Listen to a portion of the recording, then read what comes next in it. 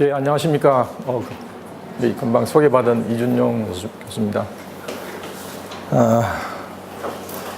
제가 두뇌 과학하고 영어 학습하고 관련을 짓다가 이렇게 하다 보니 재미가 있어가지고 책을 2권 번역했고요. 한 권도 책을 만들고 했는데 3권 정도 하니까 조금 이제 알 것 같습니다. 그런데 오늘 처음 오신 분도 있고 그래서 혹시 제가 좀 빨리 이야기를 하더라도 그렇구나 하고 조금 그냥 이해하고 넘어가시면 되겠습니다. 저도 이제 이해를 조금 하기 시작했거든요. 그래서 좀 양해를 해주시고요.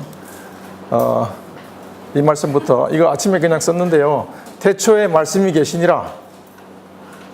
그렇죠? 성경이 있는데요. 어떤 말씀이 계셨을까요? 어떤 말씀일까요? 아주 의문이 가고요. 그래서 저는 또 이게 태초에 이런 말씀이 계셨으면은 마지막 날에도 어떤 말씀이 계시리라 이렇게 생각이 듭니다. 그 말씀이 뭡니까? 어떤 말씀일까요? 어떤 사운드일까요? 사운드라고 보는데요. 그 다음에 불교에 보면 관세음보살 이런 게 있습니다. 관세음보살 이거 자세히 보시면 관세음보살이라고 세자를 빼고 관음보살이라는 관음이라는데 오늘 말씀드리고 싶은 내용이 있습니다. 음은 듣는 것인데 이 불교에서는 관이라고 썼어요. 보는 것이다. 볼 관을 썼어요. 그래서 음을 보는 것이죠. 특히 영어에서는 음을 볼 줄 알아야 리딩 할 수 있다는 거죠. 보기 위해서는 소리를 알아야 된다는 것이고 이게 오늘 제가 강조드리고 싶은 내용입니다. 음악도 마찬가지고 우리 엄마라는 말을 아이들이 잘하는데요. 엄마라는 아까 말하기가 잘 안 된다. 말하기를 잘 못하는데요.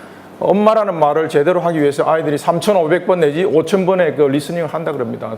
히어링을 하든지 듣기를. 근데 리스닝을 거의 하지 않고 말하기를 바라고 리딩을 잘 하기를 바라는 이런 안타까운 상황이 한국에서 계속되어 있어가지고 제가 이런 세미나에 와서 같이 말씀을 나누는 그런 계기가 됐습니다. 자식들의 울부짖음 이건 뭐죠? 우리가 중요한 기관들은 위에 다 얼굴에 머리 부분에 다 있겠지만 가장 먼저 생기는 부위가 귀라고도 합니다. 귀하고 코하고 그렇죠. 열려 있는 부분이 제일 먼저 생긴다 그래요. 그래서 이게 태어나면서부터 눈은 하다가 좀 피곤하면 자기가 감으면 되는데 귀는 감을 수가 없어요. 그 다음에 죽어도 열려 있습니다. 죽어서 자식들이 부모님 돌아가셔가지고 울부짖는 소리를 다 듣고 있죠. 그래서 이게 오늘 귀가 중요하다는 말을 좀 들으려고 이 페이지를 썼습니다. 제목을 이렇게 주셔가지고 Brain-Based Strategy for Teaching Literacy 이렇게 해봤습니다. 두뇌에 관련된 연구들은 지금 계속되고 있고 조금씩 다르게 결과가 나타나기도 하고 그래서 그냥 어떤 사람은 이게 한 50가지 정도로 잘라서 이야기를 하기도 하고 어떤 사람은 또 간단하게 4가지 엽으로 구분하기도 하고 이렇게 합니다. 그죠? 이 책에 보시면 이런 식으로 구분을 해놨습니다. 앞에 전두엽이 있고요. 프론탈. 그 다음에 브로카 영역에서 소리를 표현하는 거죠. 표현하고 신텍스라든지 약간의 어떤 의미도 파악을 하고요. 그 다음에 베르니카의 영역에서는 주로 의미를 이해하는 부분 되겠죠. 그래서 저기에 중간에 새까맣게 이렇게 accurate fasciculus 해가지고 관다발이 있는데 요게 항상 요게 언어를 이렇게 할 수 있도록 만들어주는 거죠. 그렇죠? 요게 안 되면은 이제 어떤 환자가 된다든지 그렇게 되고요. 그 다음에 temporal 제일 밑에 보면 temporal lobe가 귀 바로 옆에 뭐가 있냐면 척두엽이라고 해서 소리를 듣는 부분입니다. 먼저 소리를 들어야 되죠.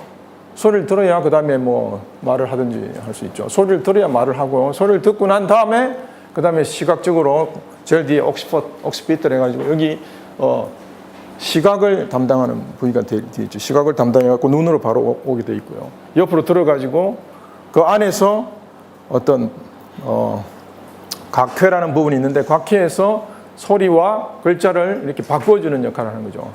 그 부분이 발달돼야 나중에 읽기를 잘할 수 있는데요. 그렇게 하려면 먼저 소리에 대한 것을 발전을 시켜야 된다는 거죠. 그런데 지금 한국 현실을 보면 시험이 먼저지 소리가 먼저가 아니죠.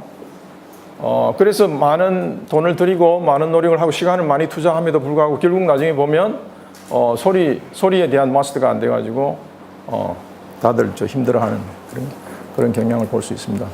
마찬가지로 뭐 컬러가 있어가지고 이렇게 봤습니다.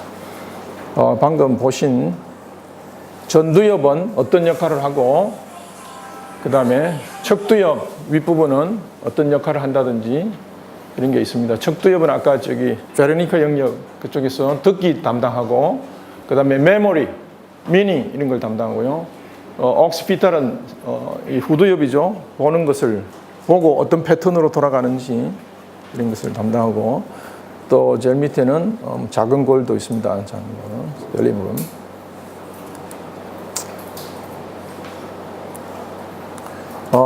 저는 이 시간에 한 30분 정도 저한테 시간이 주어졌는데 좀 하다 보니까 그림이 좀 많아져가지고 조금 시간을 오버할지 모르겠습니다만 먼저 학습이란 게 무엇인가 우리가 연습을 하고 학습을 하는데 학습이라는 것이 무엇인가 하는 것을 두뇌 과학의 관점에서 이야기를 조금 드리고요. 그 다음에 여기 읽기를 잘하자고 이렇게 읽기를 어떻게 하면 잘할 수 있는가 하는 것에 대해서 읽기를 잘하기 위한 조건을 좀 말씀드리고자 합니다. 학생들에게 뭐 열심히 하라, 공부를 열심히 하라, 어떻게 하라, 그렇게 하는 것보다는 그렇게 할 수 있는 여건을 만들어주는 것이 80%고 만들어주면 학생들은 하게 돼 있죠. 근데 여건은 그렇게 되지 않고 하라 이러면 이율배반적이게 돼가지고 스트레스만 서로 상호 스트레스가 이렇게 가중될 수 있다는 거죠. 그래서 앞부분에서는 어떻게 학습을 하는 것인지에 대해서 잠깐 뭐 언급을 하고요. 뒤에 리딩에 대해서 그 다음에 영어 학습의 전반적인 상황에 대해서 조금 언급을 하고 마치겠습니다.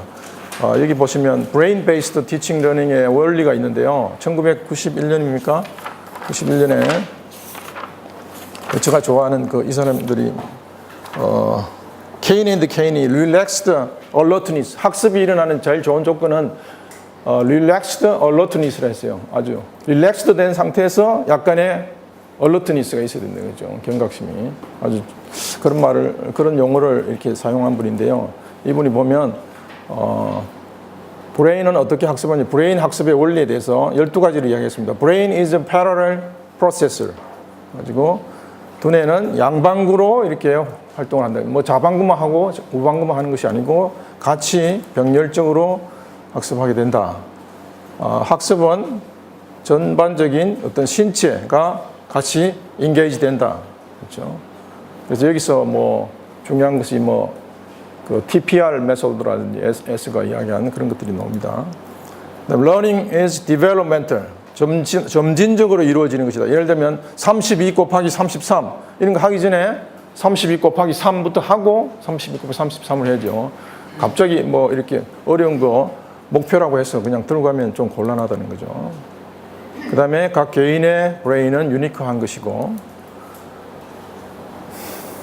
그 다음에 모든 브레인은 부분적인 거, 전체적인 걸 동시에 이렇게 감지하고 만들어낸다. 러닝은 항상 conscious한 거하고 unconscious한 거하고 같이 involve가 된다. 그렇죠? 그럼 두 번째로 어떤 미닝을 찾고자 하는 것은 타고났다 이거죠. 우리가 이미 개인적으로 다들 뭔가 의미가 뭐지 하고 이렇게 찾으려고 하는 것은 이미 태어날 때부터 그러한 것들이 가지고 태어난다는 것이고 그 다음에 우리가 학습을 할 때 중요한 것이 이모션이다 이거죠. 이모션은 머리 제일 중간에 차지하고 있죠.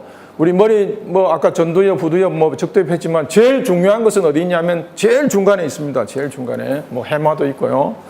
그 다음에 그 바로 옆에 이모션을 관장하는 아무리 좋은 조건을 주더라도 기분을 상하게 하면 그냥 땡치우고 그냥 나가버리는 거죠. 그래서 제일 중요한 것일수록 가운데 자리 잡고 있고 보이지 않습니다. 그 다음에 학습은 챌린지 됐을 때 이렇게 고양되는 것이고 어떤 위협을 주면 안 된다는 거죠. 위협적인 그런 환경에서 위협적인 환경에서는 뭐가 이렇게 인핸스 되냐면 스트레스가 올라가겠죠. 많은 학생들이 스트레스를 받고 있습니다. 그 다음에 어떤 미닝을 찾고자 하는 것은 어떻게 패턴을 통해서 이러한 패턴으로 진행되는구나. 패턴을 잘 찾아야 되죠. 랭귀지 러닝에서도 마찬가지입니다. 그 다음에 좀 다른 방법으로 이렇게 메모리를 할 수 있다.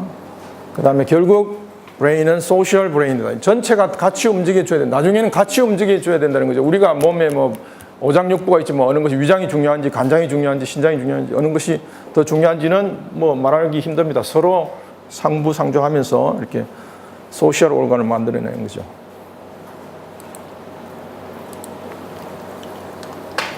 이 뭐죠? 이 뭐 한 번 더 돌고 있네요. 학습을 촉진하는 5가지 주요 뭐 요소들이니까 한번 보겠습니다. 우리는 innate learning program, 머릿속에 태어나면서부터 벌써 학습 프로그램을 갖고 태어났다 하는 이야기를 이 사람이 했고요.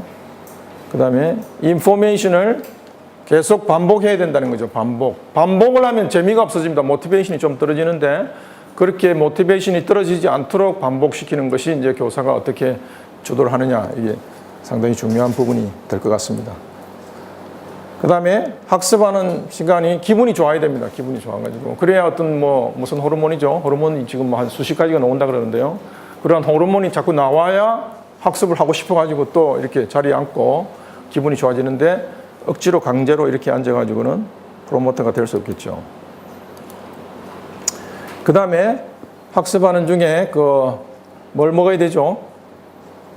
당분을 좀 먹어야 된다는 거죠. 당분을. 당분 중에도 뭐 2당분, 3당분, 1당분인데 뭐 이렇게 단당분은 별로 안 좋고요. 설탕이라든지 뭐 빵이라든지 이런 거 별로 안 좋고 과일이나 채소나 이런 것들을 먹으라고 돼 있죠. 그 다음에 또 중요한 것이 자꾸 관가를 하기 쉬운데요. 적어도 8시간 이상 잠을 자라고 돼 있습니다. 잠을 자라. 그렇죠? 잠이 모자라기 때문에 스트레스가 더 가중되죠. 학습이 더 잘 되지 않습니다. 근데 아까도 말씀드렸지만 학습을 한다는 것 자체보다 학습을 할 수 있는 환경이 더 중요하다는 것이죠. 그렇죠? 잠을 서너 시간 자고 와가지고 피곤한데 뭐 이거 해라 저거 해라 이러면 그냥 잘 되지도 않고 신경질 나겠죠.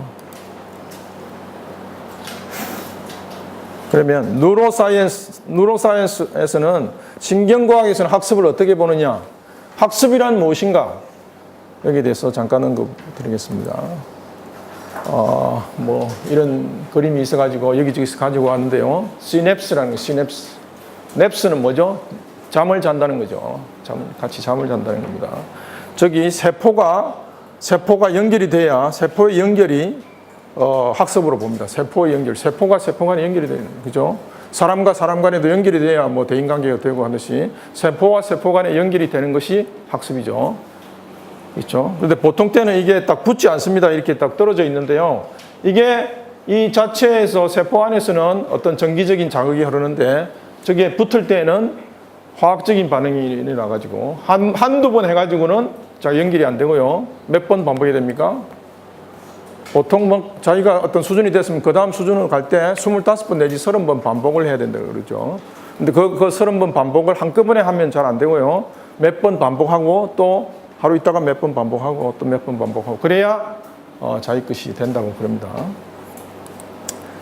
그래서 우리 머릿속에는 두뇌 안에는 약 1,000억 개에 해당되는 뉴런이 있다고 그래요. 그렇죠? 그 다음에 여기 그림상을 우리 책 금방 나눠주신 여기 책자 보시면 이 책에 뭐 아직 고쳐야 될 게 많이 있는데 그냥 책자로 만들어버렸는데요. 너무 이렇게 믿지 마시고요. 요 핵이 하나 있으면 핵과 핵이 연결되는 부위가 여기 엑슨이라는 건 축색돌기죠. 축색돌기가 나와가지고 이쪽에 덴드라이트 쪽으로 정보를 줍니다. 정보가 이렇게 한 번 하면 안 되고요. 어떤 경우는 한 번 만에 딱 기억이 됩니다. 어떤 경우는 갑자기 너무나 쇼킹한 교통사고를 봤으면 한 번 딱 봤지만 기억이 딱 돼가지고 롱텀 메모리 저장이 돼가지고 잊어버리지 않습니다. 근데 보통에 우리가 학습을 할 때는 계속적으로 반복을 해줘야 되는 거죠. 근데 여기 몇 개씩 이렇게 해놨는데요. 이런 게 몇 개가 아니고 덴드라이트가 한 세포당 6,000개, 500개 내지 1만 개 정도 있다고 되어 있습니다. 500개 내지 1만 개 저렇게 많은 것들이. 그러한 500개 내지 1만 개 정도의 덴드라이트, 수상돌기라 그러죠. 수상돌기를 가진 뉴런이 약 1,000억 개가 머릿속에 있다는 겁니다. 머릿속에. 너무너무 많은 뉴런들이 우리 머릿속에 있습니다. 그래서 이 필요한 뉴런들을 이렇게 연결을 시켜줘가지고 학습을 하는 것이죠. 연결시켜주지 않으면 다 없어져 버리죠. 그렇죠? 우리가 태어날 때 뭐 영어를 할 수 있는 능력도 있고, 뭐 러시아어를 할 수 있는 능력도 있고 다 갖고 태어나지만 이러한 연결을 시켜주지 않으면 연결이 필요 없구나 하는 것은 어릴 때 다 버려버린다 그러죠. 다 버려버리고 필요한 거 내가 미국에 태어났기 때문에 영어가 필요하구나 하면 영어에 필요한 노릇만 연결시킨다는 거죠. 한국이면 한국어에 필요한 노릇들만 연결시킨다는 거죠. 그래서 아까 연결되는 그 접점을 이렇게 표현하고 있습니다. 연결되는 접점을. 그렇죠. 다시 말하면 아까 축색 돌기에서 수지상 돌기로 이렇게 연결이 되는 거죠. 여기에 뉴로트랜스미터라고 이렇게 그 신경 전달 물질이 나와가지고 이렇게 하죠. 그러면 여기서 정보를 주고 여기서 정보를 받습니다. 그렇죠. 그렇게 정보가 자꾸 주고받고 하다 보니까 이게 메모라이즈가 돼버리면 자동적으로 나오게 되죠. 아까 말씀드린 아까 그 앞에 피터가 이야기한 것처럼 오토마티시티가 일어나야 이제 유창한 뭐 이런 게 되는 거죠. 영어 학습의 최종 목표는 뭘까요? 제가 지금 뭐 이렇게 몇 년 동안 이렇게 보다 보니까 아주 좋은 말을 발견했는데요. 우리의 학습 목표는, 영어 학습의 목표는 영어 시험 점수를 잘 받는 것이다. 너무나 좀 현실적이고 좀 수준이 좀 안 맞는 것 같고요. 그렇다면 영어 학습의 목표는 뭘까요? 목표가 있어야 목표를 향해서 달려갈 것인데 많은 경우에 우리 대한민국에 뭐 여러 가지 교육 제도도 있고 교육을 맡은 사람도 많지만 특히 영어 교육에서 영어 교육의 목표는 무엇인가? 그래서 그걸 찾아가지고 한동안 좀 이렇게 많이 헤매봤는데요. 아주 좋은 말이 뭐냐면 아까 말씀드린 오토마티시티라는 생각이 들었어요. 자동성을 올리는 거죠. 자동성을. 결국은 자동성을 올리는 것이죠. 그 유창성도 자동성을 올리기 위한 한 방편에 속하는 것이고요. 그래서 다시 한번 축색 돌기에서 어떤 뉴로트랜스미터가 나타나서 덴드라이트에게 계속적인 화학적 반응을 주고 이게 어느 정도 되면은 학습이 일어난다는 거죠. 그게 학습이 이렇게 되지 않으면 학습이 일어나지 않습니다. 이것이 뉴로사이언스에서 이야기하는 학습의 이론입니다. 그렇죠? 더 좋은 이론이 별로 안 보이는 것 같습니다. 그렇죠? 혹시 뭐 더 좋은 이론이 있으면 좀 알려주시고요. 그래서 거기에 수지상 돌기는 receivers of input을 받고요. 축색 돌기는 이렇게 주는 겁니다. 그렇죠? 덴드라이트에게 정보를 주는 것이죠. 그래서 이게 주고 이렇게 트랜스미터 이렇게 뉴로 트랜스미터가 나왔고 그 뭐죠? 요즘 뭐 기분을 좋게 하는 도파민이 나온다든지 해가지고 이게 자꾸 되면 그 자리에 하면 기분이 좋다. 그럼 자꾸 앉아서 공부를 하게 되죠. 그렇죠? 그래서 이러한 액션이 축색 돌기가 덴드라이트를 만나가지고 될 때 뭐냐면 유레카 모멘트라는 거죠. 알겠다. 됐구나. 하는 것이 유레카죠. 뭐 다른 게 아니고 그때가 학습이 제대로 일어나고 기분 좋게 일어나는 거죠. 그래서 우리가 학생들에게 좀 기분 좋은 학습이 될 수 있도록 해줘야 되는 것이 교사의 임무가 아닌가. 다시 한번. 그 다음에 이러한 그 세포가 자꾸만 연결을 하다 보니까 이게 뭐 이렇게 금방 가는 고속도로가 생겨버려요. 그러면 이 축색 돌기가 아주 전련체로 이렇게 쌓여버려가지고 아주 고속도로가 나와버리는데 금방 가버리는데요. 이 고속도로가 되는 또 세포들이 있습니다. 그렇죠?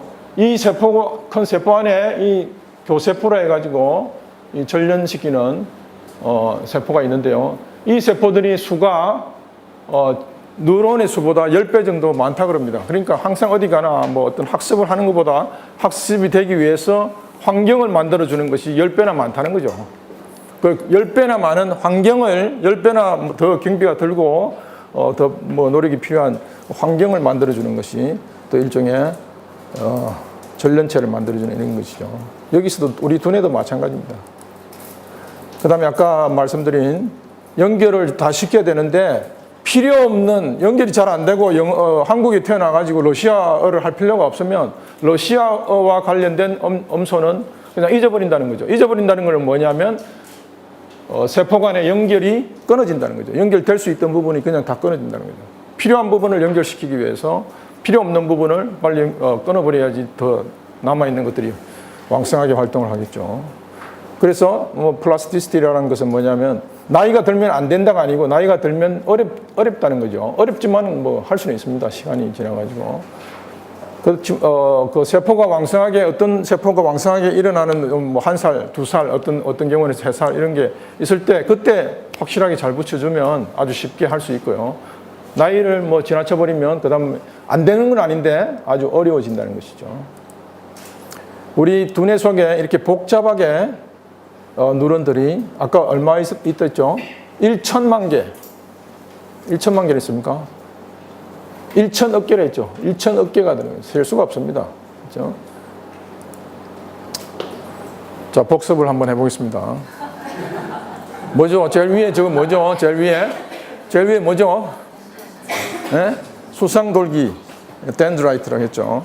중간에 세포핵이 있습니다. 세포핵. 그 다음에 그 밑에 뭐죠? 축색돌기. 이게 계속해서 연결되면 연결되는 것입니다. 연결돼가지고 이게 뭐냐면 이게 책 제목이 와이어링입니다. 와이어링.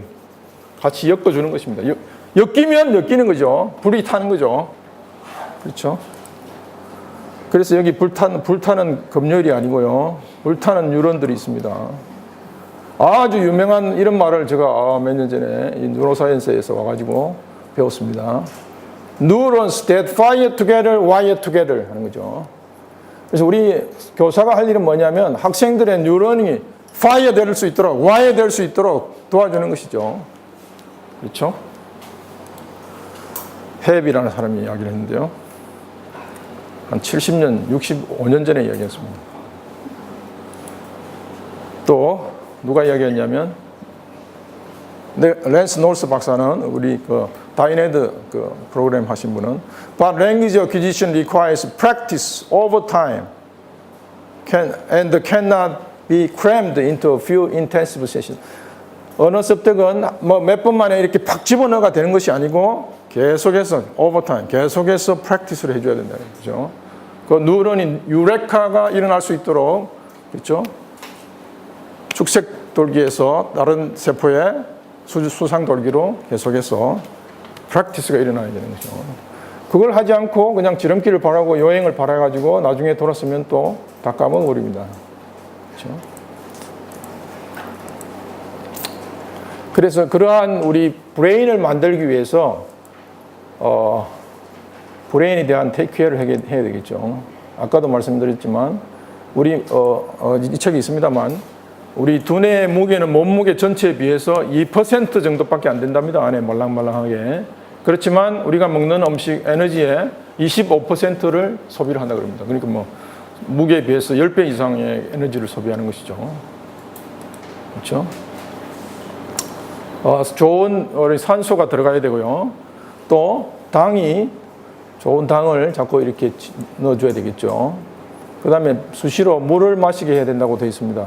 이런 것들을 그냥 뭐 슬프게 흘러가는 것이 아니고요. 상당히 중요한 내용 같습니다. 보니까.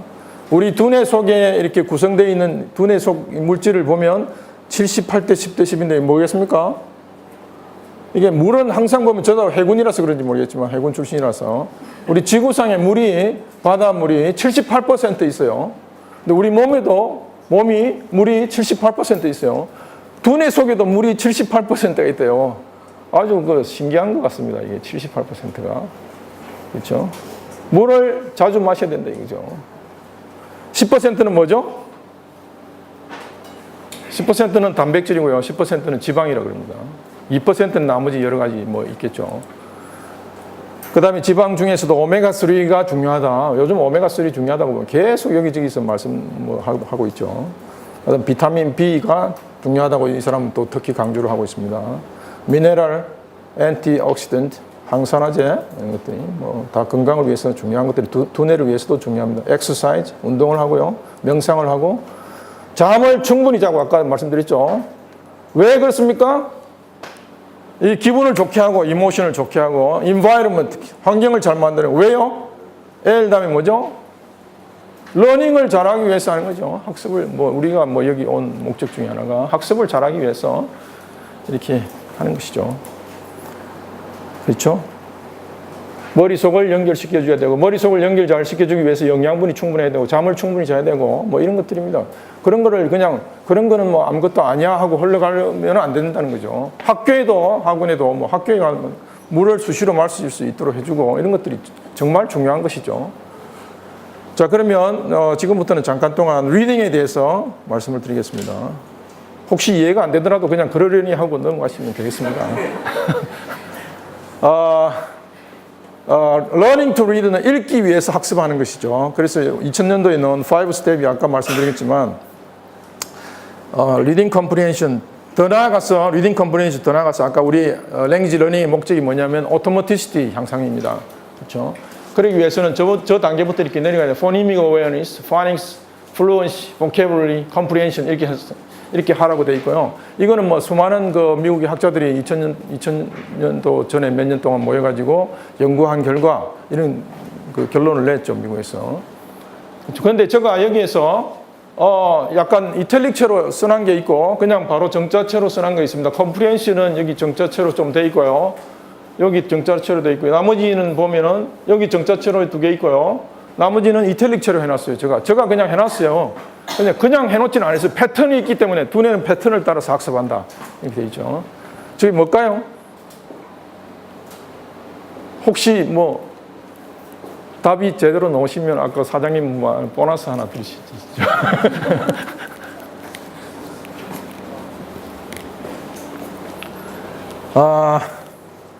제일 처음에 제가 태초에 말씀이 계시니라 뭐 이런 거 이야기할 때 소리가 중요하다고 했습니다. 제가 나름대로 생각했고 이게 이탈릭처럼 만들어낸 부분은 이만큼의 소리가 들어간다는 것을 강조하기 위해서 적었습니다. 그렇죠? 컴프리hension에도 소리가 필요하고요. vocabulary에도 소리가 필요하고요. fluency, phonemic awareness나 phonics 이런 데는 거의 소리가 필요하고 CS는 그냥 놔뒀습니다. 이게 철자가 있기 때문에 약간 놔뒀고요. 그래서 저기에 보면 이탈릭체가 몇 퍼센트 들어갔습니까? 한 78% 정도 소리가 들어갔죠. 다 78%입니다. 소리가 그만큼 중요하다는 거죠. 자, 아이들이 얼마만큼 소리를 듣는가 해가지고 하트 앤드 리스리가 2003년에 이렇게 뭐 한 거 보면요. 전문직 가정에서는 시간당 2153단어를 듣고요. 복지 혜택의 가정에 아주 못 사는 극빈층에서는 616개 단어를 듣는다고 그래요. 평균. 그 다음 부정적으로 듣는 것이 좀 많고요. 긍정적으로 듣는 표현이 전문직 가정이 많죠. 이 사랑으로 뭔가 이야기를 해주고 들려주고 읽어주고 하는 것이 많다는 거죠. 그래서 여기 제일 앞에 보면 그냥 쓸데없어가지고 9분의 3, 2, 1천만 3세 해놨는데요. 3세 될 때까지 아이들이 전문직 가정에서는 3천만 개의 단어를 듣고요. 저 복지 혜택 수혜 가정의 아이들은 1천만 개의 단어를 듣는다고 합니다. 그러니까 벌써 3세 때 벌써 3천만 개하고 1천만 개하고 벌써 3배 차이 나버렸죠. 그렇죠? 이미 거기서 차이 난 거죠. 아까 뭐 엄마라는 말을 우리가 뭐 제대로 하기 위해서 3,500번 내지 뭐 5,000번 듣는다고 하듯이 벌써 여기서도 차이가 납니다. 그래서 리딩 할 때 제가 여기 오늘 강조드리고 싶은 것은 리딩을 하기 위해서 먼저 해야 될 일은 뭐냐면 사운드를 먼저 정복해야 된다는 거죠. 그렇죠? 사운드 정복을 하기 위해서 아까 NLP에서 이야기한 5단계 중에 알파베틱 프린시플 요거는 없고 phonemic awareness, phonological awareness 이런 것들이 있죠. 다 소리와 관련된 것이죠. 우리 최 교수님이 포놀로지 전공하신 분인데 포놀로지 하신 분들이 이걸 좀 더 관심을 가져줘야 될 부분이 아닌가 그런 생각이 듭니다. 그 다음에 특별히 영어에서는 소리가 더 중요한 것이 뭐냐면 소리하고 그 소리 음소죠. 음소가 만들어내는 철자의 종류가 이렇게 보면요. 영어는 엄청나게 많습니다. 그렇죠? 이탈리아는 소리 음소가 33개고 철자 수는 20개 더 작은데요. 불어는 조금 많아지고요. 영어는 음소가 44개 내지 45개라고 그러는데요. 이게 한 개당 만들어내는 이게 많아가지고 다 합치면 철자가 만들어지는 건 1100가지입니다. 1100가지. 그러니까 이게 영어를 특별히 하실 분은 소리에 대한 정복이 없으면 안 된다는 거죠. 제가 국어 선생님들한테 한국어의 음소와 철자 수는 어떻게 되는지 여러 사람들한테 물어봤는데 답을 주는 사람이 없었어요. 아직 잘 모르는 것 같습니다. 연구가 안 되는 것 같기도 하고. 오라는 거, 이게 약간 바꾸가 했지만, 오라는 철자가 들어가가지고, 오라는 철자가 소리가 어떻게 납니까? 오로 나고, 오 장음으로 나고, 또 장음으로 나기도 하고, 무로 나기도 하고, 오이로 나고, 오우로 나고, 뭐 이렇게 뭐 다양하게 나죠. 다양하게 난다 이거죠. 그런데 포니믹 어웨어니스를 음소에 대한 인식을 분명히 한 학생들은 이게 언제 더 다르죠. 1학년 때 약간 상위 20% 학생하고 포니믹 어웨어니스를 제대로 잘 아는 사람, 하위 20% 학생이 5년 지나서 보니까 2.6학년에 해당하는 게 밖에 안 되고요. 좀 상위 20% 들은 애들은 5년 지나서 보니까 5.9학년에 해당한다는 거죠. 그만큼 소리를 제대로 알고 있느냐, 이해하느냐, 마느냐에 따라서 이게 엄청난 그 차이가 나중에 나타나는 거죠. 그래서 그냥 비상적으로 지금 잘 읽나, 못 읽나, 왜 안 읽나, 너는 왜 노력이 부족하냐 이렇게 하지 말고 그걸 될 수 있는 기반을 계속 만들어주는 거죠. 뭐 대한민국이 잘 되는 것도 대한민국이 잘 될 수 있는 기반을 만드는 거죠. 뭐 누가 됐을까 아니고 계속해서 소리가 중요하다는 것을, 그래서 소리를 계속해서 들려주고 그것을 듣는 것이 중요하다는 겁니다. 그렇죠? 이게 첫 번째 스텝이다. 그렇죠? 부모가 아이들한테 뭐 이렇게 들려주니까, 그렇죠? 3번 내지 5번, 일주일에 3번 내지 5번 들려주니까 훨씬 효과가 좋더라. 그 다음 안 되면 멀티미디어라든지 인터넷이라든지 이런 걸 통해서 들려줘도 훨씬 효과가 좋더라. 그죠? 그래서 cornerstone of reading. 리딩의 시금석이 되는 것은 뭡니까? 결국 나중에 리딩 잘하는 사람은 뭡니까? 히어링 아니면 나가서 리스닝을 열심히 한 사람이죠. 리스닝이 자기도 모르게 된 사람, 아니면 의식적으로 열심히 하는 사람, 특히 이 외국어로서 영어를 하는 사람은 의식적으로 리스닝을 계속해야 됩니다. 우리 한국 학생들은 어떤 교수님이 그러대요? 한국 학생들의 95%는 영원한 비기너다 이렇게 이야기해요. 왜? 저는 그 답을 리스닝을 안 하기 때문에, 사운드에 대한 개념이 좀 약하기 때문에 노력을 안 하기 때문에 이렇게 봅니다. 그러니까 돌아서서 성적은 조금 잘 나오는데 다른 학생보다 50점 더 나왔는데 똑같습니다. 똑같아요. 그래서 티처들이 학생들이 적당한 뭐 포놀로지컬 스트럭처나 뭐 이런 패턴이나 이런 것을 알고 있을 것이다 하고 생각해서는 안 된다는 거죠. 그렇지 않습니까?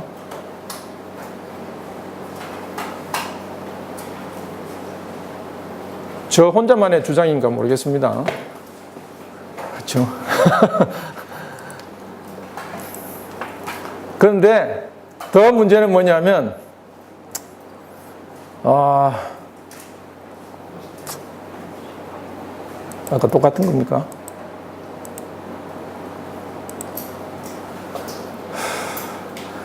많은 그 리딩 교사들이 교사들도 그 포님을 잘 모르고 있다는 거죠. 그렇죠? 그 자기 모르니까 또 학생들한테 강조할 수도 없고 뭐 자신이 없으니까. 그렇죠? 그러니까 우리 교사들부터 뭐냐면 retraining themselves. 리트레이닝을 해야 된다는 거죠. 리트레이닝 할 방법이 옛날에 별로 없었는데 요즘 좋은 프로그램들이 많이 나와가지고 아주 괜찮고요. 저번에 그 랜스 놀스 박사가 다이네드 만드신 분은 뭐냐면 한국이나 일본 같은 경우에 왜 소리를 강조하지 않느냐. 그 이유 중에 몇 가지 중에 하나가 교사들이 소리에 대한 자신이 없다. 이걸 지적하고 있습니다. 그 다음에 소리를 먼저 해야 되는 이유가 우리가 커뮤니케이션을 위해서 영어를 배운다, 외국어를 배운다 하는데 커뮤니케이션이 여기 보이는 리스닝, 스피킹, 뭐 리딩, 라이팅 다 커뮤니케이션이 되는 언어 사기능인데요. 란킨이라는 사람이 조사를 해보니까 우리가 리스닝, 스피킹이 거의 사용되는 게 70%고요. 전부 조사를 해봤답니다. 그 다음에 리딩, 라이팅이 30%밖에 해당이 안 됩니다. 그 다음에 윌트라는 사람이 그 다음에 좀 해보니까 리스닝이 45% 정도 되고 스피킹이 30% 정도 되고요. 그 다음 16, 9% 이게 많이 사용되고 있죠. 75%가 소리입니다. 소리가 된 사람이 그 다음에 리딩을 가면 쉽게 이렇게 불릴 수 있고 연습을 좀 하면 되는데 소리를 그러니까 기본을 닦지 않고 가려고 하는 우리 한국 사람들의 어떤 뭐 이렇게 냄비 근성이나 이런 것들이 영어 교육에서도 그냥 나타나는 것이 아닌가 이런 생각합니다. 여기 1982년에 벌리 알렌 이 사람은 뭐냐면 학교 교육을 보면 12년 동안 뭐 초등학교부터 고등학교까지 뭐 말하는 것 같습니다. 보면 리스닝 교육은 0에서 1년 하고요. 스피킹 교육은 1 내지 2년 하고요. 그 다음에 리딩 교육은 6 내지 8년 하고요. 라이팅 교육은 계속해서 한답니다. 그런데 저게 75%가 이건데 교육은 이렇게 한다고. 그래서 인버티드 커리큘럼이에요. 잘못된 교과를 하고 있다는 거죠. 지금 우리는 더 심화된, 더 intensified inverted curriculum을 하고 있죠. 계속해서. 그게 뭐냐면 정책 입안자들부터 해가지고 이런 게 뭐 바꾸려고 하는 노력이 어떤 소리가 없어서 소리를 지르지 않아서 그렇지 않은가. hardwired language pathway가 있고, 이거 소리를 담당하는 우리 두뇌는 이렇게 400만 년 동안 이거 제가 뭐 저번에 한번 작년에 번역을 하나 한번 책에 보시면, 비기너들은 parietal temporal area가 좀 발달되어 있고요. 그래서 리딩 사운드 아웃 하는 것이 아주 느리고요. 좀 잘 읽는 사람들은 occipital temporal 이쪽이 발달되어 있다고 그럽니다. 그렇죠? 모든 인포메이션을, 단어에 대한 모든 인포메이션이 한 번에 나와버린다는 거죠. 그렇죠? 그래서 instantly identify 하는. 그 다음에 머리 뒤에 brain's letter box, 글자를 이렇게 집어넣는, 파닉스로 글자를 집어넣는 박스가 있더라. 디헨이 2009년에 아주 유명한 책을 발견했죠. 그런데 이걸 소스가 쓴 책을 보니까요. 소스 책을 좀 들고 왔는데요. 앞에 왼쪽에 보시는 것은 parietal temporal area. 이 사람들은 좀 초보자들은 이 부분이 발달을 해가지고 있고요. 좀 능숙한 사람들은 뒷부분이 발달되어 있습니다. 그렇죠? 그래서 뒷부분을 좀 개발시켜야 되는 거죠. 다시 한번 뭐 이렇게 보시면요. 조금씩 학자들마다 그림이 조금씩 다르고, 근데 거의 대동소이했습니다. 잘 못 읽는 사람들은 텍스트, dog라는 텍스트를 보고, 저건 어떻게 발음하지? 어떻게 되지? 이게 털이 보송보송한 이런 거구나. 이렇게 왔다 갔다 하면서 뒤에 어떤 부분이, 요즘은 MRI라든지 이거 찍어버리면 얼마만큼 활동을 하는지가 다 나와버리거든요. 그래서 어느 부위에서 피가 많이 혈류가 흐르고 있다는 것을 보고 했는데, 잘 보십시오.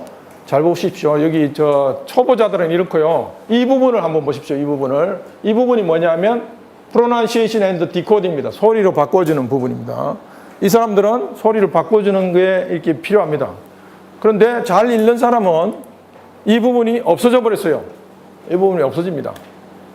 소리에 대한 것이 이미 마스터가 됐기 때문에 그 다음 단계로 쉽게 나갈 수 있는 거죠. 그렇죠? 소리가 소리를 마스터했느냐 하지 않았냐에 따라서 이제 스킬드 리더하고 나비스하고 차이가 이렇게 계속 나는 겁니다. 또 다른 표를 보면요. 우리가 스포큰, 소리로 들어온 단어가 있고 글로 들어오는 단어가 있는데, 이렇게 쭉 해가지고 컨셉트 포메이션이 일어나는데요. 여기 글로 들어온 것은 또 다시 뭐냐면 여기 가서 포놀로지컬 코딩으로 소리로 또 바뀝니다. 결국은 다 소리가 연결이 안 되면 안 되게 되고, 특히 영어에서는 음소 44개 중에 이 소리가 나는 철자법이 1100가지가 넘기 때문에 소리에 대한 마스터가 반드시 필요하다는 거죠. 그래서 이 그림도 마찬가지인데요. 왼쪽에 그냥 일반 독서가는 do 하면 do 하고 이렇게 보고, o 하면 o, g 이렇게 나가는데요. 초보자들은 delayed auditory process, 이게 소리가 늦습니다. 소리가 빨리 이게 한꺼번에 안 나오기 때문에 G 읽고 있는데 소리를 계속 D가 D 발음이 제대로 되는지 O 발음이 계속 쳐다보고 있습니다. 계속 이래서요. 계속 딜레이 하게 되는 거죠. 느립니다. 한 템포, 두 템포 느리게 간다는 거죠. 리딩이라는 것은 디코딩하고 소리로 바꾸는 작업이죠. 그 다음에 컴프리hension하고 같이 일어나는데, 디코딩에서 문제가 생겨버린다 이거죠. 그래서 이제 좀 더 나아간 단계로 가기가 힘들어지는 이유가 되고 스트레스를 받고 그렇게 되는 거죠. 또 다른 표현을 하자면 컴프리hension은 철자를 보고 이해하고 발음을 보고 이해하는 것이죠. 그렇죠? 독이란 거하고 이렇게 발음기호로 된 거하고 철자하고 같이 이렇게 들어오는 것이죠. 컴프리hension이 일어나고, 이게 철자하고 소리하고 이 관계가 뭡니까? 디코딩이 일어나는 것이죠. 디코딩과 컴프리hension이 일어나는 것이 리딩이지 않습니까? 근데 우리는 그냥 컴프리hension 하면 컴프리hension만 자꾸 강조를 하려고 하는 그런 경향이 있다는 거죠. 그래서 먼저 소리를 잡아야 된다는 것입니다. 그 다음에 소리가 되고 나면 신택틱 이런 네트워크가 머릿속에서 만들어지고, 생략하겠습니다. 그 다음에 시멘틱 네트워크가 구성이 됩니다. 근데 우리는 소리를 많이 생략한 채 신텍스나 시멘틱스 쪽으로 넘어가 있는 것은 아닌가. 저는 계속 그런 생각이 듭니다. 그 다음에 우리 한국에 소리를 전공하는 뭐 포네틱스, 포놀로지 전공하시는 교수님들도 많은데 그런 분들이 좀 더 나서줘야 되지 않겠느냐 이런 생각도 들고요. 브로카, 베르니케 영역이 같이 공존을 해가지고 어떤 경우에 Police caught the thief, 경찰이 뭐 도둑을 잡았다 하는 거하고 이 패시브를 줄여놨는데요. Thief was caught by the police 이렇게 하면은 뜻은 같은데 구조가 바뀌잖아요. 구조가 바뀌면 브로카 영역이 막 활발하게 이게 비가 왔다 갔다 하는 게 보이고요. 그 다음에 그 car is in the garage 하고 또 automobile is in the garage 하고 똑같은데 이럴 경우에는 car하고 automobile하고 뭐가 다르지 해가지고 의미가 무슨 차이가 나지 해가지고 베르니케 영역이 활발하게 움직이는 것이 보인다 그럽니다. 그렇죠? 그 다음에 어떤 우리가 기억을 하게 되면 기억 담당하는 부위가 다르다는 것을 보여주는 도표입니다.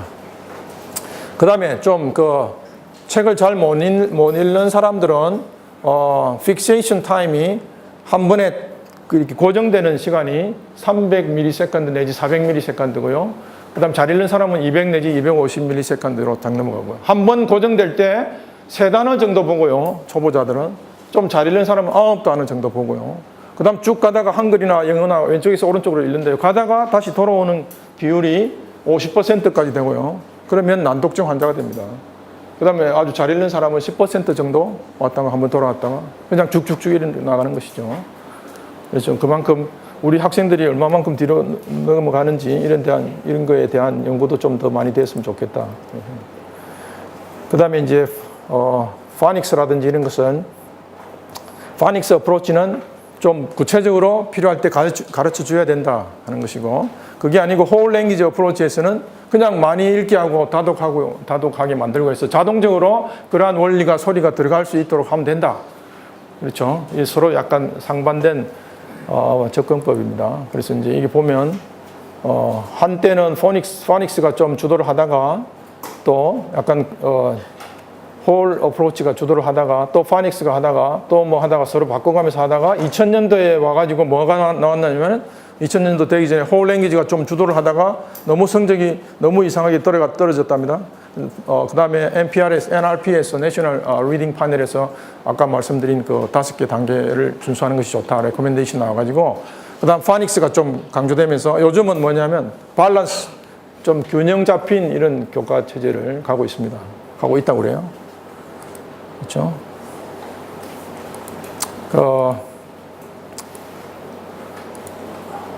홀 랭귀지 어프로치를 주장하는 사람들은 파닉스가 컨텍스트 안에 있는 걸 가르치지 않는다. 뭐 발음이 어떻고 이렇게 하고 그래서 컴프리hen션 하는데 문제가 별로 뭐 도움이 안 된다. 이렇게 이야기하죠. 그 다음에 발음상에 너무나 많은 예외들이 존재하고 있다. 이렇게 이야기하고요. 파닉스 하는 사람들은 홀 랭귀지를 공격합니다. 아주 뭐 계속해서 잘못된 것을 만들어낸다. 잘못된 발음을 하게 된다. 그 다음에 외워라고 하는데 외워야 될 단어가 너무너무 많다. 이렇게 서로 뭐 이렇게 단점을 지적합니다. 그렇죠? 2000년 이후에 서로 상부상조하면서 이제 밸런스드 시대에 들어왔다 그럽니다. 우리 소리가 중요하다 그러는데 우리 미국 애들은 영어를 그렇게 잘하고 우리는 안 되고 하는 이유가 좀 더 가보니까 쿨이라는 교수가 조사를 해보니까 벌써 6개월, 생후 6개월 되니까 그 음소에 대한 인식이 거의 많이 들어가 있더라는 것이죠. 우리는 외국어를 배우는 사람들로서 그런 것들이 너무나 부족하죠. 그래서 부족한데도 불구하고 거의 뭐 안 하고 있지 않느냐 이런 생각이 많이 듭니다. 6살이 되니까 뭐 어떻더라 하는 얘기 생략하겠습니다. 그 다음 이러한 것들을 위해서 그냥 제가 나름대로 조금 몇 개 요약을 해봤는데요.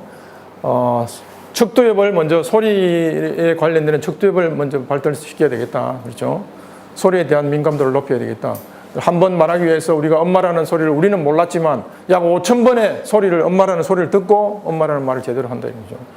근데 뭐 이제 나이가 좀 더 들었기 때문에 5만 번을 들어야 될 건데 뭐 5번도 제대로 안 듣고 그냥 하려고 하는 그런 욕심이 앞섰다 이거죠. 언어를 배우는 목적은 오토모티시티 향상에 있지 않은가, 저 나름대로 생각하고 있습니다. 오토모티시티를 올리기 위해서는 플루언시를 높여야 되겠죠. 플루언시. 아까 우리 피트가 이야기한 것처럼 플루언시를 높이려면 뭐 해야 됩니까? 결국 사운드, 리스닝 먼저 답이 돼야 되겠다는 거죠. 그렇죠? 이 책에서도 Wiring the Brain for Reading이지만 앞에 거의 5분의 4는 이걸 위해서 사운드에 집중하라고 되어 있습니다. 사운드에 집중하라고 되어 있습니다. 또 리스닝 능력을 위해서는 어디에 집중해야 됩니까? 척도협은 뭡니까? 리스닝을 담당하는 부분이죠. 그렇죠? 척도협을 강화시켜야 되겠다. 물론 여기 책자 전반에 요즘 그 두뇌 과학 책자를 이렇게 계속 보다 보면 워킹 메모리가 많이 나오는데요. 이런 것들을 발달시키기 위해서 우리 워킹 메모리가 좋아져야 된다. 워킹 메모리를 개발해야 된다. 이거죠. 아까 그 세포 간에 이걸 두드려 가지고 화학적 반응이 잘 일어나도록 좀 더 잡아가지고 나중에 롱텀 메모리를 가기 위해서는 워킹 메모리를 계속 연습시켜줘야 되는 거예요. 그런데 옛날에 그런 것들이 별로 없었는데 요즘 테크놀로지가 발전해가지고 뭐 다이네드라든지 패스트포워드라든지 RA라든지 이런 것들이 아주 그런 훈련을 시키기에 아주 좋은 그런 프로그램들이 많이 나와 있습니다. 그래서 워킹 메모리뿐만 아니고 같이 가기 때문에 베르니케 영역이라든지 비주얼 영역이라든지 전두엽이라든지 이렇게 나중에는 같이 다 연결이 되겠죠. 그리고 워킹 메모리를 발달시키기 위해서는 멀티모델 청킹 프랙티스를 많이 해요. 청킹은 뭐냐면 묶이는 거죠. 그냥 북 이렇게 외우지 말고 북, 더 그린 북 뭐 이런 식으로 그 묶임이 많을수록 자연스럽고 플루언트하고 오토매티시티가 올라가는 거죠. 그래서 이제 그 묶임의 양이 많아질수록 그만큼 그 사람의 오토매티시티가 높다고 할 수 있죠. 한 2장 남았습니까? 그래서 언어 학습을 위한 어떤 기억입니다. 많은 기억들이 우리 감각기관을 통해서 머리를 통해서 이렇게 들어오면요. 그 다음에 잠깐 들어왔다가 몇 초 안에 사라집니다. 99.9%는 사라집니다. 99.8%인가? 그렇죠? 99.8% 하니까 우리나라에 무역되는 물동량의 99.8%는 바다를 통해서 이루어집니다. 그렇죠? 99.8%의 인포메이션은 다 사라집니다. 그죠? 근데 그 중에서 조금 자꾸 남겨가고, 그래 학습을 계속 반복을 하는 것이죠. 학습을 해서 좀 더 남겨가지고, 좀 더 해가지고, 이게 롱텀 메모리로 가면 바로 오토매티시티하게 나올 수 있습니다. 사용이 되는 거죠. 그렇지 않고, 그냥 단기적으로 해가지고는 스트레스 쌓이고, 나중에 또 돌았으면 잊어버리고, 자기 것이 되지 못하는 것이죠. 그래서 이러한 훈련을 계속 할 수 있도록 만들어줘야 되지 않겠느냐. 이게 랜스 놀스, 제가 제일 존경하는 사람 분 중에 랜스 놀스가 멀티모델 랭귀지 러닝 이 컨셉을 만들었는데요. 계속해서 보고 오디토리 듣고 그래서 개념이 서로 이렇게 통해 가지고 워킹 메모리가 강조되면서 그래야 나중에 롱텀 메모리로 간다는 거죠. 그렇죠. 너무나 멋있는 그 그림이라고 생각합니다. 정리를 하겠습니다. 우리가 좀 두뇌에 대해서 학습과 영어 학습, 특히 영어 학습을 위해서 두뇌에 대해서 좀 이해를 할 필요가 있고요. 그러면 학습이 무엇인가? 또 뉴로사이언스에서 이야기하는 학습이 무엇인가? 뉴로사이언스 베이스드 랭귀지 러닝이 어떻게 되어야 될 것인가? 아주 하다 보니까 재미가 있습니다. 결국은 제가 계속해서 말씀드렸지만 사운드 퍼스트 스트래티지, 소리를 우선하는 전략으로 가야 된다. 이게 템포럴 로브죠. 척도협을 발전시켜야 되겠죠. 그래서 제가 수시로 학생들에게 강조를 하는데 소문 영어가 돼야 되지 심원 영어가 되면 안 되겠다. 이거 제가 만들어낸 용어입니다. 소리 먼저 하는 영어가 돼야 되는데 시험 먼저 하는 영어가 이게 한국을 다 망쳐로도 이게 만들고 있다는 거죠.